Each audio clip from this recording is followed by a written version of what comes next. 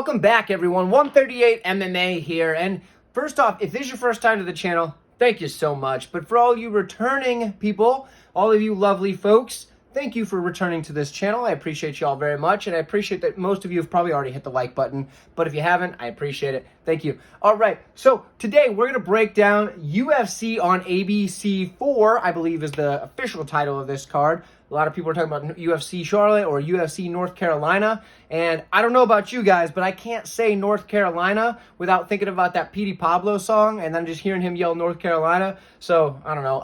Am I the only one? Let me know if you guys have that same problem. Whenever you hear North Carolina, you think of Petey Pablo yelling it. That's where I'm at.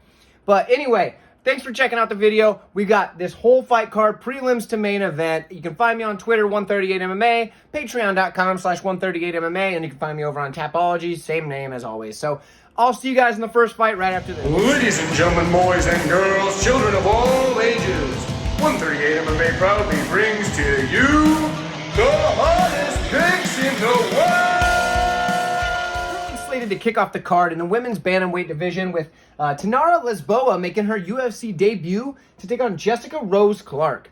For Jessica Rose Clark, she is 2-3 in her last 5. For Lisboa, 4-1 in the last 5. Obviously, coming off the regional scene, you probably have a pretty good 5 on in. Otherwise, you wouldn't get in. So, anyway, in this one here, it's very interesting to me because we're going to start with the Lisboa side. She has solid Muay Thai striking. She works in combinations, blasts the leg kicks. She can mix the combinations up to both, with punches and kicks, high and low levels, and she has pretty good volume. When she gets in the Thai clinch, I feel like that's probably her best bet against a lot of these UFC fighters because not many people in the women's bantamweight division have a strong Muay Thai background. So for Lisboa, she's got good trips, she's got good control in that Thai clinch, and of course she can strike from there as well.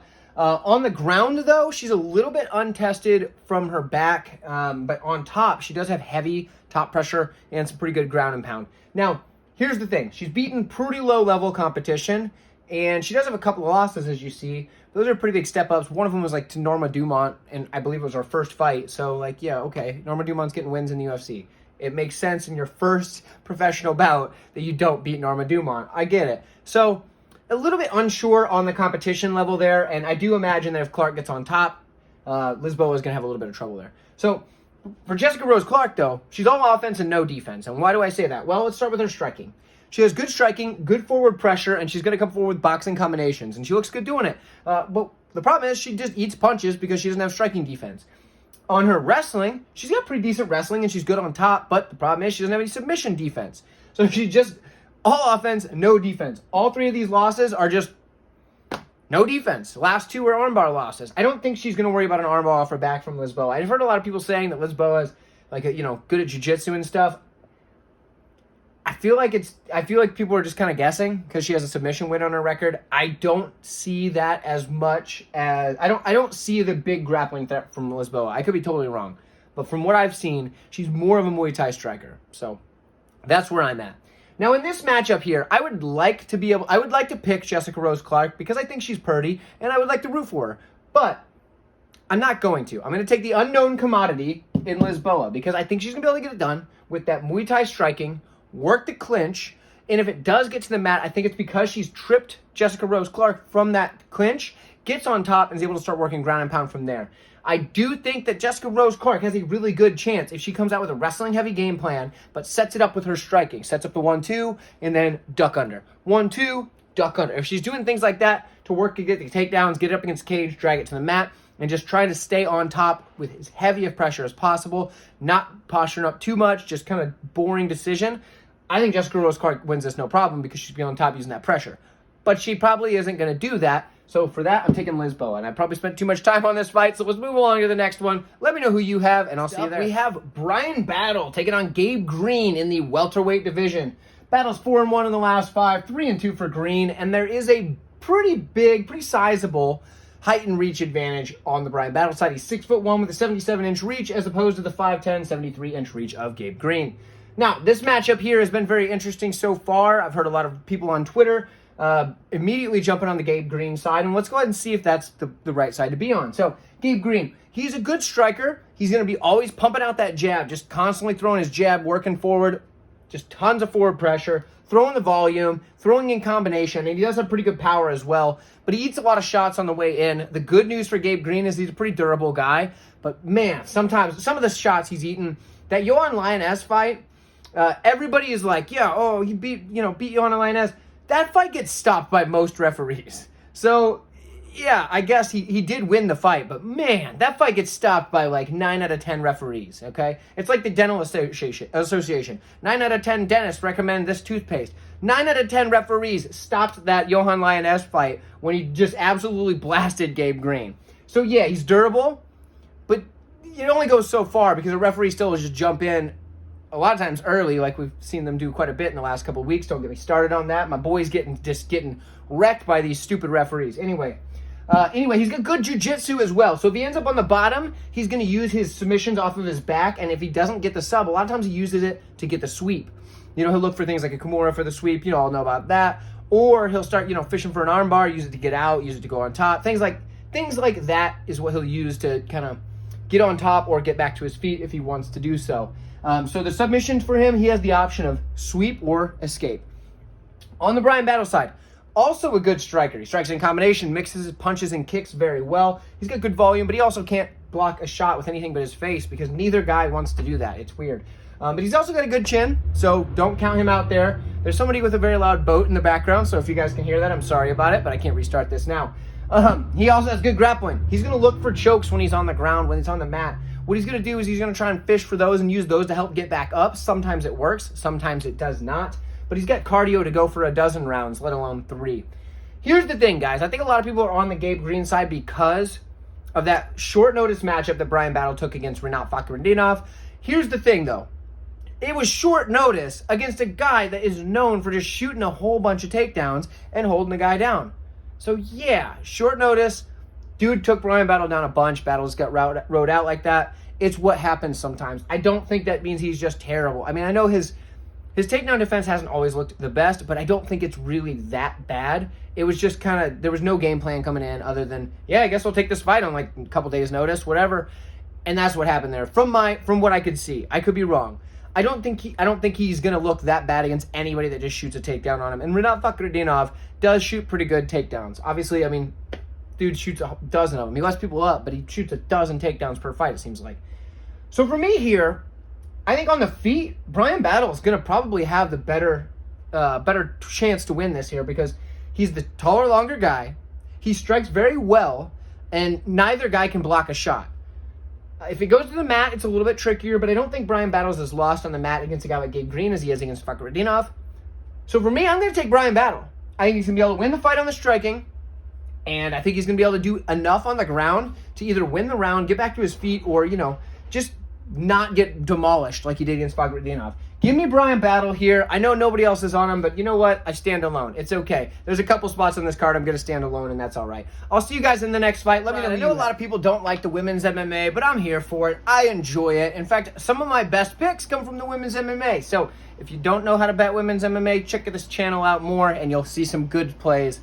I'll miss a couple, but you'll see some good plays. Now, here we have the women's flyweight division between Mandy Bohm and Jeon Kim. We broke this one down once before, many eons ago. Mandy Bohm is 3-2 in her last 5, 1-4 for Jeon Kim, and a lot of those are not really good decisions. Jeon Kim won some of those fights, but she just got ripped off. Now, for Mandy Bohm, decent striker, best at range. She doesn't like to be in tight, but she does have a good counter hook, okay? That's the best I can say for Mandy Bohm. I think that kind of gives away my pick a little bit, but that's okay. Jeon Kim, she's a good striker. She's got counters, combinations, fast hands, volume, movement, etc. Now, she can be held down on the mat, but she does have decent grappling, and we'll start looking for subs, but she just isn't, that's not her best bet. So I think the clear pick is Jeon Kim. I know that most people are on Jeon Kim, reasonably so. The over 2.5 is probably safe here. I don't think either person's getting the finish, unless Mandy Bohm just kind of falls off and just says, you know what, forget it, I'm just going to be done here. But no, I think Jeon Kim gets it done. Let me know what you've got. I'll see you in the next rebooking of Pete Rodriguez and Natan Levy here at the lightweight division. Both guys 4-1 in their last 5. For Pete Rodriguez, we're starting there because it's very short. He's a fast starter with powerful striking, willing to eat one to give one. He's just going to come forward with forward pressure. Hope to rely on his durability. Got a little tongue-tied there. That's basically what he's going to do. He's going to come forward and throw hands. That's it. For Natan Levy, he's got pretty good striking. The karate-style kicks are kind of flashy and nice. In fact, karate is his background, but he does end up being more of a grappler. On the feet, though, we're sticking with that for now. He does have nice straight shots. Hooks are a little bit weird, but his straight shots are nice. Got good counter-striking. That's the only time his hooks ever look good is on the inside counter hook. However, he doesn't have a ton of power on the feet. With his kicks, yeah, but even then, not like, you're not seeing a lot of highlight reel kick knockouts from him. He's going to be a grappler more so than not. So, solid grappling. He's got a large toolbox on the ground, and he's quick on the transitions. What he does is when he shoots his takedowns, a lot of times it's the single leg. He gets the fight to the mat and likes to pull guys so he ends up in side control to start. Very good move for him. He does a good job with the takedowns. Does a good job in the grappling. I don't have a clue what Rodriguez looks like on the ground because it's hard to say. He just knocks guys out typically. So in this matchup here, I do assume that it was a weight cut issue for Rodriguez is why this got moved, because this is his first time at lightweight and they never really give us a reason. Rodriguez also, like when he was fighting Mike Jackson, sure, he beat him and he could beat him pretty good, but like, man, you should knock out Mike Jackson in like 20 seconds because that guy's just not a good fighter. So I'm going to say Natan Levy's going to win this because I just don't know what to think about Pete Rodriguez yet. So Natan Levy's the pick. I think he should get it done, no problem. I think he'll be able to get the takedowns. I think he's going to be able to work it on the ground. If he stays on the feet, I think he's going to be able to work those kicks at range and keep Rodriguez from being able to really close the distance and land his power shots. But let me know what you guys think. I'm sure a lot of people are going to be picking Pete Rodriguez. He's going to be the underdog darling, just like Phil Hawes last week. But you know what? I told you guys Elias Skarov was going to win that. But either way, I'll see you in the next fight. Let me know what you got. In the light heavyweight division, we have Ihor Potieria taking on Carlos Ulberg. But before we get to that, real quick, if you've been enjoying this content, do me a favor and give a nice spinning back elbow to that like button for me because I'd really appreciate that and it helps the channel grow. Also, as you know from my previous videos, we are desperately trying to get to 1,000 subscribers. And we can do that together. You guys and me, we can do that. What happens when we get there? Well, what happens when we get there is eventually, with these ads that play on this channel, regardless of whether or not I get anything from this, the YouTube is going to play ads and they're going to take all of it. But what happens if we get to 1,000 is I get like a penny every time one plays. And you know what that means? I'm going to get a couple of dollars a week. And what happens when I can get a couple of dollars a week? I can buy more markers. Because holding these things upside down until they write again to write on the board gets to be a pain in the butt. And buying markers is expensive after you have to go through them as often as I do. Believe me, any teachers out there know. But enough about the markers. Do me a solid. If you haven't subscribed yet, go ahead and hit subscribe. You're helping the channel a lot. We can get there together. It's a team effort, guys. You're all part of the team. All right, let's get into this fight, all right? So here we go. Like I said, Ihor Potieria, Carlos Ulberg, both guys 4-1 in their last 5 fights. Both guys are predominantly strikers, which is good for Ulberg because his takedown defense is kind of questionable. We haven't seen it tested a lot as of late, but in the times that it has been tested, it hasn't looked the best. So it's a good thing both guys are strikers, for Ulberg, that is. With Potieria, dude's a powerful striker. He's just going to strike in bursts, and he's going to just use that forward pressure and just kind of come forward, use his stuff, looking for the knockout. But he has horrible striking defense. His cardio fades on him, and he's not really going to check a leg kick. So he really just needs to get a knockout. He did show better cardio in his last fight, but even then, he's fighting, a ready-to-retire Shogun. So it's just what happens. Now, on the Ulberg side, he's a solid kickboxer. He has good combinations. He keeps his range very well. The volume is there. The kicks to the leg are there, which we know that Potieria is not going to check. And he also has counter strikes as well. So as Potieria comes in for those bursts, those counter strikes are there. I think it's a clear fight for Ulberg to win.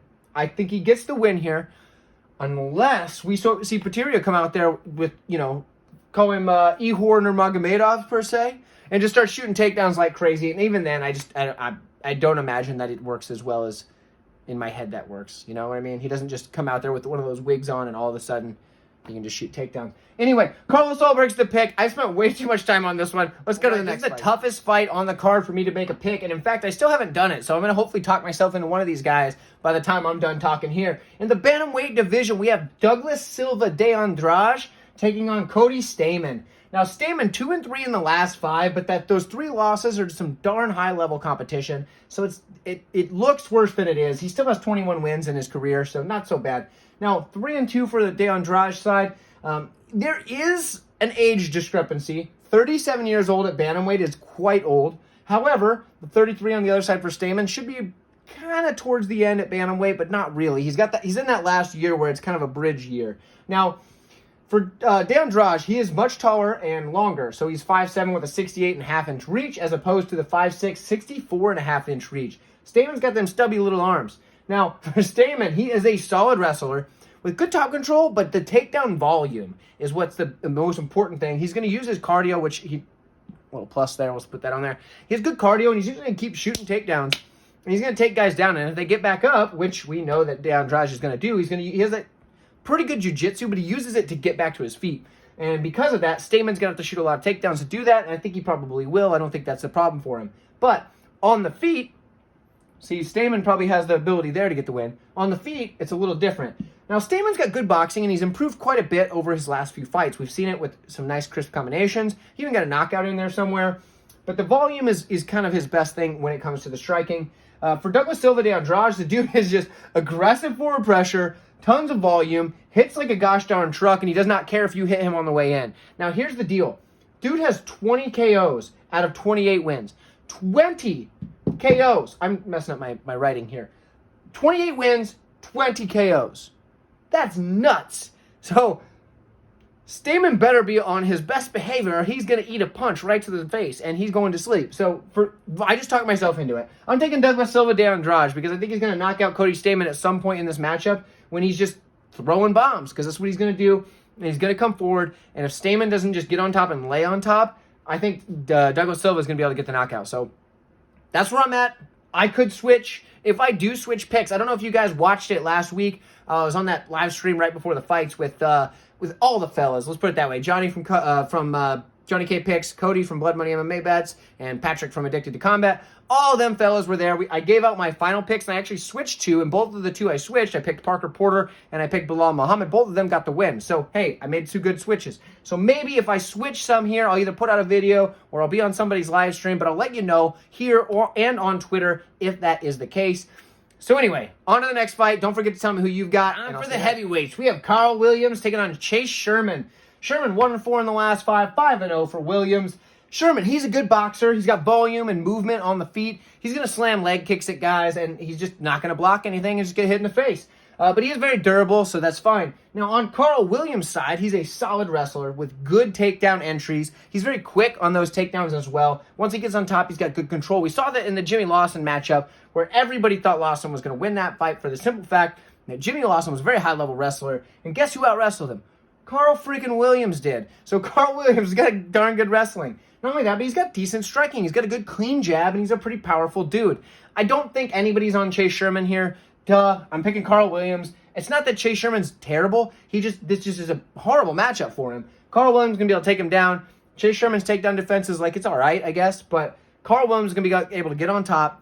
Could he get caught on the way in? Yes, but I think it's going to take more than one shot just to put him out. Chase Sherman's best bet to victory here is just slam a leg kick and hope that it gives him the whole, the stanky leg or whatever, and he just goes down like a sack of potatoes because he can't walk anymore. But yeah, Carl Williams probably wins. Let me know what you guys think. I'll see you in the next. Call this the 170-pound Masters division because we got Court McGee and Matt Brown in this one here. Both guys kind of older, 2-3 in their last 5, 38 years old for McGee, 42 years old for Matt Brown. So, you know what? I'm calling it the Masters division. Now, for Court McGee, he's a good wrestler with top control, and he just grinds guys out. If you get on top, he can just grind you out, working you over, hitting the stuff that he needs to hit, and just keeping on top and wearing on you that way. That's what he needs to do to win this fight and most of his fights. Now, he has decent striking. He's going to walk forward with the 1-2s and just kind of walk you down a little bit there. His striking defense isn't that great. He can get hit as he's doing so, but he's always been pretty durable, and he's always had good cardio. So as he's walking forward, throwing the 1-2s, then he's just going to try to get a hold of you and get you to the mat. That's what he's going to do, and that's what he usually does. Now, for Matt Brown, solid Muay Thai style striking. He's got those elbows that he's known for. Good combinations, and he's got a good leg kick as well. In the clinch, he's got them elbows still. Those elbows are deadly from wherever when you're fighting Matt Brown. Decent jiu-jitsu, but his takedown defense is pretty poor. So basically, does Court McGee get the takedowns consistently, or does Matt Brown outland him on the feet, or at least enough before the takedown comes that Court McGee does not get the win? Because I think this is probably going to go to decision. Probably. And I think, so when I'm making this pick, I think I'm going to make this pick simply because I'm rooting for a guy here, and you shouldn't be betting this one. It's the Masters division, okay? Don't bet this one. But I'm going to go ahead and I'm going to go ahead and pick Matt Brown simply because I want to see Matt Brown win. I like Matt Brown. He's a fun guy to watch, and those elbows are just sweet to watch. Hopefully he splits somebody open, you know what I mean? So I like Matt Brown here, but not a lot. Let me know what you guys have, and I'll see you in the next one. In the welterweight division, we have Tim Means taking on Alex Morono. Morono 4-1 in the last 5. Means is 3-2. Tim Means is in the wrong division. He should be in the Masters division that we talked about here. He's 39 years old. He's taking on the 32-year-old Morono. So we have, big age discrepancy, but the height is much in favor of Tim Means. 6'2", 75-inch reach, as opposed to the 5'11", 72-inch reach. So both guys primarily strikers because neither of them have very good takedown defense. The jiu-jitsu is there for Morono, I guess for Means as well, but realistically, this is probably a striking matchup. So we're going to cover the grappling real quick, get it out of the way. Morono's got good jiu-jitsu, likes to scramble, does pretty good looking to jump on submissions. No big deal though. He's more of a striker, and Tim Means is more of a striker. In most of their fights, that's how it's going to be. Now for Tim Means, he does like the clinch though. Now that clinch, he's got nasty elbows in the clinch. He can also throw them on the feet standing, but when he gets into the clinch, you do not want to mess around with the Dirty Bird, because Dirty Bird's got some slicing elbows. He's a good striker, though, and he works very well in the pocket. Good volume, good combinations, and he's got cardio to keep up with that over the course of the 3 rounds here, no problem. For Morono, good striker as well, good volume, combinations. We've got it. They're very similar in that aspect. But he's got the leg kicks as well. He's going to be circling off a lot when he throws stuff. He's just going to have probably a little bit more movement on the feet for Morono. I think this matchup comes down to both guys are very similar, so you have to just kind of go on the side of the age. So for me, I'm going to take Alex Morono, the Great White, if you will.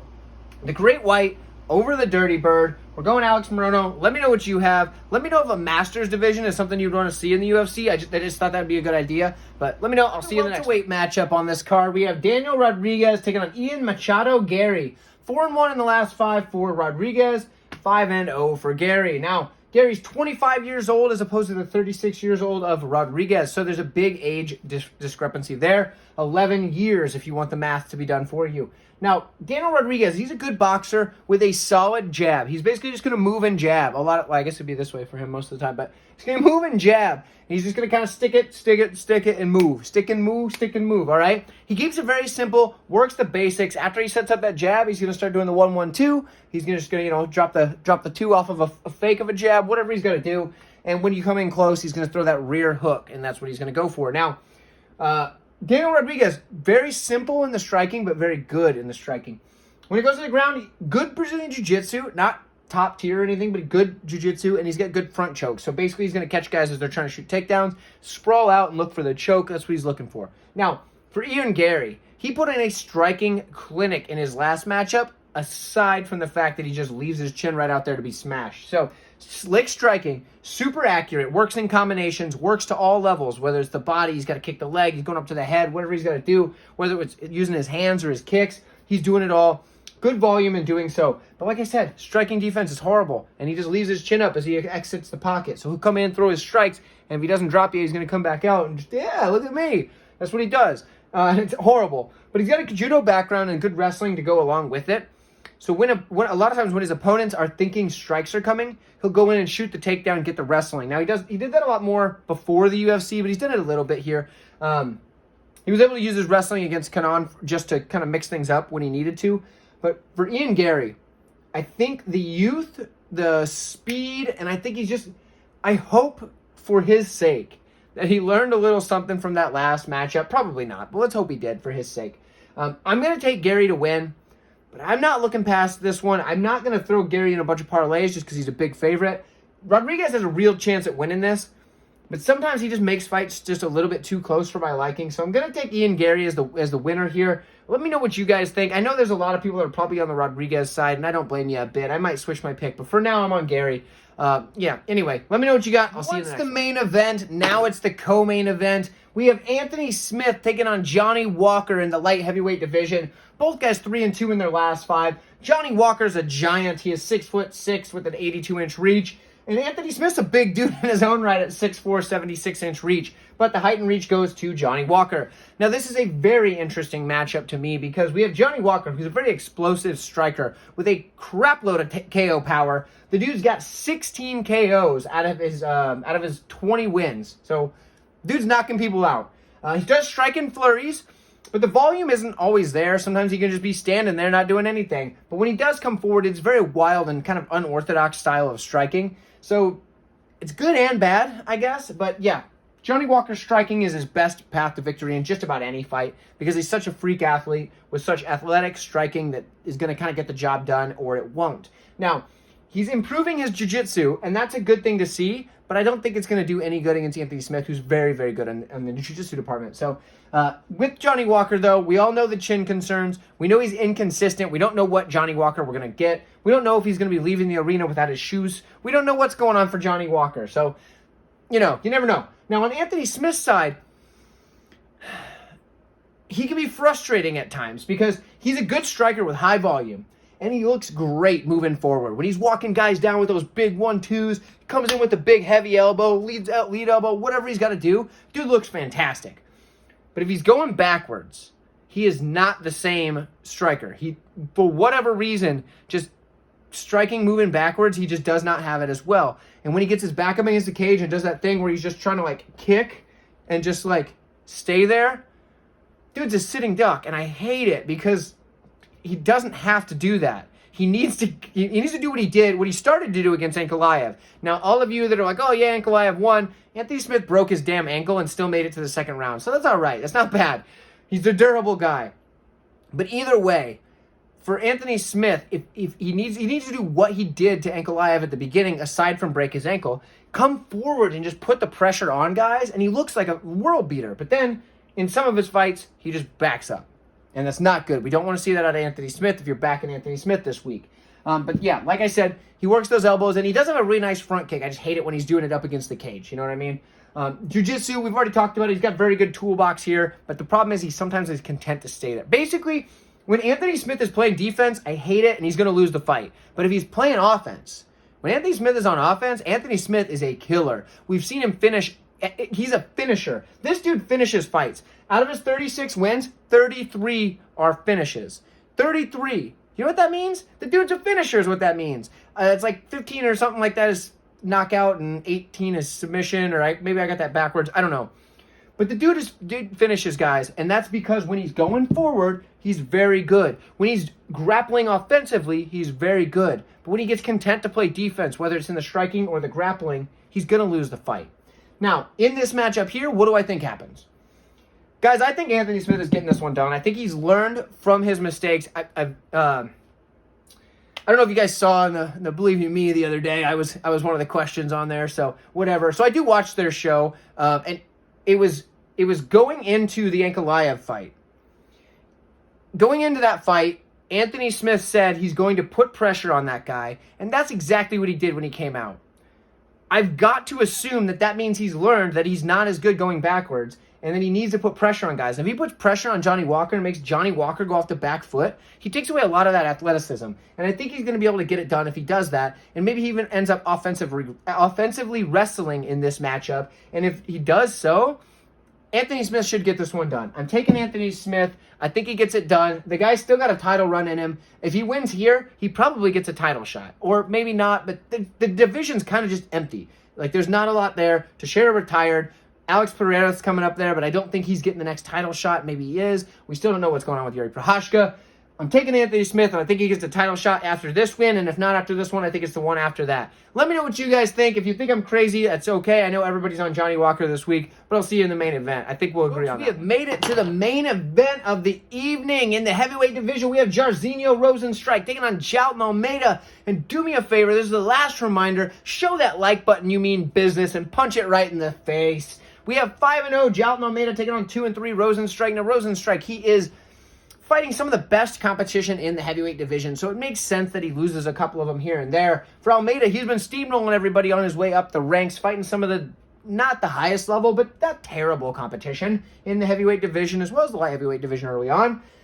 let's go ahead and start with the Almeida side, because both of these guys have a very clear path to victory. One seems more likely, but the other one could end it in an instant. So for Jailton Almeida, very high-level grappling. The dude's a submission threat. When he gets on top of guys, he has some of the best control. And he's going to ground and pound their face into the mat like it's nobody's business. But the takedowns, he has solid takedowns at 75% accuracy. What does that mean? That means if he shoots 4 takedowns in a fight, he probably landed 3 of them. How many rounds are in a fight? Well, there's 5 in this one. I don't feel like it's going to take him to get... I don't think he's going to need 3 takedowns to get this fight over with. Let's put it that way. The guy doesn't get hit either. So in the UFC, so far, he's absorbed 0.43 strikes per minute. Now, what does that mean? Well, considering most of his fights end really stinking early, the dude's just not getting hit. So, got a very high motor as well. He's going to come forward and he's going to look for that takedown right away in the matchup. Now, when you look at the Rozenstruik side, what does he need to do to win? He's got a high level of kickboxing with a ton of power. Sometimes he just doesn't do a lot of volume. He doesn't need it because if he hits you once, you're probably going into the shadow realm. But he's got a big size advantage here. He's a bigger dude. Now, not like height-wise or anything like that. They're similar in that aspect. But he's just the bulkier dude. And he's going to have decent takedown defense. I think that's irrelevant here. But the thing that we want to focus on is the fact that he does not get up once he's taken down. He's especially not against a guy like Almeida. Here's how this fight works out. One of 2 ways. Either Jailton Almeida goes out there, shoots the takedown, gets Rozenstruik to the ground, the fight's over. Or Jailton Almeida goes out there, getting ready to go take the takedown, and Rozenstruik punches him in the face and puts him out of there, and his head goes rolling off outside the cage, because that's what might happen. Pick a side. For me, I think Almeida gets it done. I think he's smart enough to know that the big, heavy shot's coming, and he's not just going to go rush in like an idiot. He's probably going to pick his shot a little bit better, and I do think that Jailton Almeida is going to get this fight to the ground, and once he does, Rozenstruik is going to be stuck on the mat, just getting obliterated, and either just, be done via strikes, or he might get submitted. I don't know what to play it as. I think it's just Almeida's probably the pick. Let's put it that way. The under in this fight, under 1.5, is probably safe. Fight doesn't go the distance. It's probably minus 1,000, but I don't think there's anything safer on the card. But either way, Jailton Almeida's the pick. Let me know if you're one of the few people on Rozenstruik this week, because I'd love to hear your take and what makes you think that he's going to land that power shot, because that's what he's going to do if he is going to win. I'd love to hear it. Thank you guys so much for watching. It really means a lot to me. I appreciate you all, and I'll see you next time.